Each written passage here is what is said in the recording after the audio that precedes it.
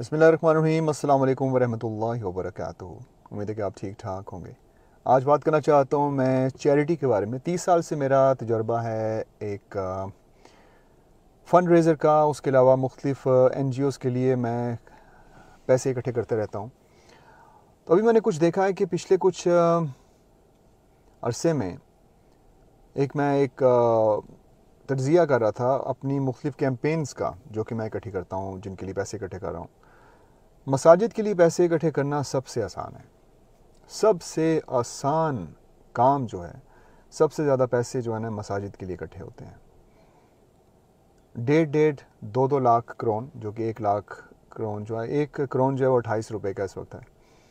तो आप खुद हिसाब लगा सकते हैं कि 28 से 30 से 50 लाख रुपए जो हैं 24 घंटे 48 घंटे के अंदर अंदर इकट्ठे हो जाते हैं।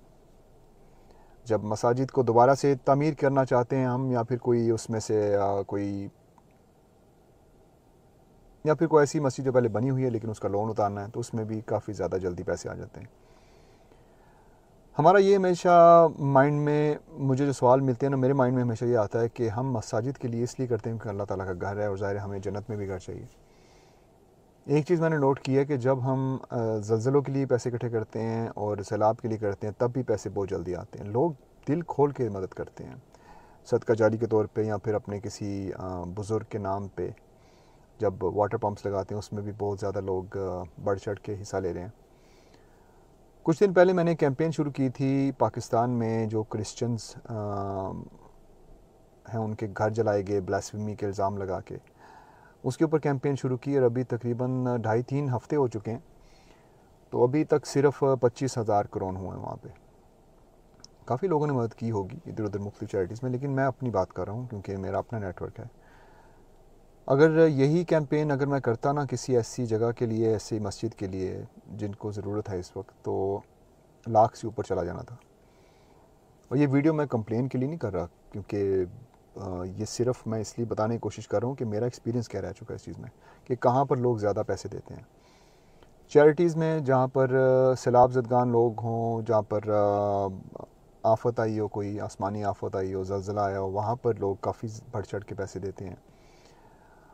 लेकिन इस तरह के मामलात में जहाँ पर एक मुसलमान होने के नाते, एक अच्छा हमसाया होने के नाते, पाकिस्तानी क्रिश्चियंस को उनके घर रीबिल्ड करने के तौर पे, जो कि चैरिटी इकट्ठी करने का थोड़ा सा एक मकसद था, उसमें इतनी कम डोनेशंस आना, इसके पीछे वजह क्या हो सकती है? इसके पीछे वजह जो है ना, मुझे जहाँ तक समझ आ रही है वो ये है कि हम मुसलमान जो है ना, अल्लाह ताला का लाख लाख शुक्र है कि हम बहुत हद तक देने वालों में उसे होते हैं।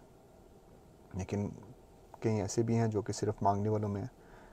लेकिन अल्लाह ताला ने जिनको बहुत कम दिया है वो भी डोनेट करते हैं, जिनको बहुत ज़्यादा दिया है वो भी डोनेट करते हैं।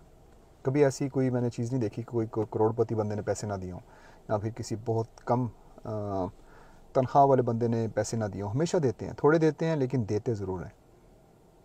लेकिन इस कैंपेन में मुझे जहाँ तक महसूस ये हो रहा है वो ये है कि हम किसी न किसी हद तक ना, हमारे जहन में ये बात है कि हम हमेशा तवक्को करते हैं कि जब हमारे ऊपर कोई आफत आती है, हम मुसलमानों के ऊपर जब आफत आती है, पाकिस्तानियत को भी साइड पे कर दें, हम जब मुसलमानों पे आफत आती है, यहाँ पे कोई ऐसा मसला होता है किसी मुसलमान मुल्क को, यानी कि यमन को हो रहा है अभी इस वक्त, सऊदी अरब की तरफ से जंग लगी हुई है वहाँ पे, तो हम हमेशा कहते हैं कि कोई मदद क्यों नहीं कर रहा, ये वेस्टर्न ममालिक वाले मदद क्यों नहीं कर रहे, ये वेस्टर्न ममालिक वाले क्यों नहीं कर रहे, यहाँ पे यूक्रेन के लिए कर रहे हैं, इधर क्यों नहीं कर रहे।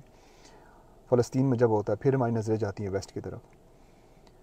यहाँ पर हमारे अपने मुल्क में, मैं भी नॉर्वे में हूँ लेकिन पाकिस्तान मेरा मुल्क है, अपने मुल्क में हमारे वहाँ पर आपके हमसाए में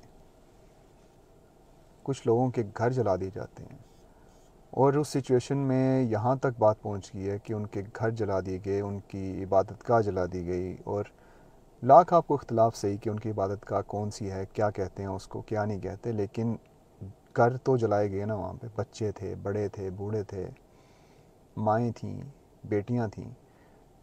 ये कहाँ का इंसाफ है कि हम यहाँ पर भी आके अपना हाथ जो है उसको वैसे नहीं खोलते, और यहाँ पर आके हम टोटली उस तरह से नज़रअंदाज कर देते हैं कि ऐसी कैंपेन को जहाँ पर बाकायदा सही दिल खोल के देने चाहिए थे।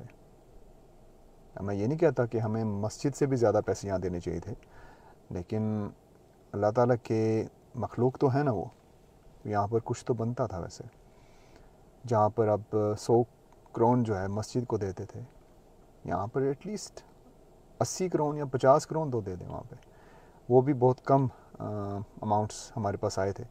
लेकिन अभी मैं एक और दफ़ा SMS और ईमेल करूँगा अपने डोनर्स को, और आखिरी दफ़ा टेस्ट करूँगा, नहीं तो उसके बाद फिर हम यही कर सकते हैं कि अगर क्रिश्चियन घर जलाए हैं मुसलमानों ने, अगर अपने आप को मुसलमान कहते हैं, तो पहले तो वो अपना इस्लाम से ही करें, क्योंकि ब्लास्फेमी का जो कानून पाकिस्तान में है और जिस तरह से उसको मिसयूज़ किया जा रहा है। पहले भी एक श्रीलंकन को जला दिया गया था, और उनकी श्रीलंकन एम्बेसी नॉर्वे में उनके एम्बेसडर से बात करके मैंने उसकी फैमिली को पैसे भिजवाए थे। तो यहाँ पर अब दोबारा एक ऐसा ही माजरा है, और कुछ इदारों से मेरी बात चल रही है NGOs वगैरह के साथ, जो कि जिनसे मैं ये पूछ रहा हूँ कि वो क्या क्या करेंगे उनके लिए। तो आप बस दुआ में याद रखें, और याद रखें कि जब आपके पास कोई साइल आता है या आपके पास कोई बंदा आता है किसी भी चीज़ के लिए, तो आपने ये देखना है कि इंसानियत के लिए क्या हो रहा है। मज़हब को साइड पे करना पड़ेगा जब आपने किसी की मदद करनी है, क्योंकि मज़हब जो है ना, जब वो आप उसको अंदर ले आते हैं ना अपने सदका देने में या लोगों की मदद करने में, तो आपके जहन में ना कहीं वो एक बॉर्डर बना देता है, एक लाइन बन जाती है, और आप हमेशा पक्के होते जाएंगे आहिस्ता आहिस्ता कि जब कोई दीनी चीज़ आएगी तभी मैं करूँगा। लेकिन जब आपके ऊपर कुछ आएगा तो फिर आपकी नज़रें वेस्ट की तरफ होंगी कि गोरे मदद क्यों नहीं कर रहे। हम अपने तो कर लें अपनों की।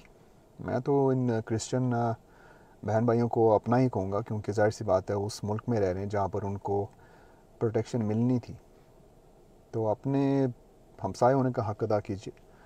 बाहर रहते हुए भी आप उनकी मदद कर सकते हैं। अगर ये नॉन मुस्लिम कंट्रीज़ जो हैं, पाकिस्तान वगैरह और मुख्तलिफ़ मुस्लिम ममालिक की मदद करोड़ों और खरबों में कर सकती है, तो हम कुछ रुपए क्यों नहीं दे सकते वहाँ पे।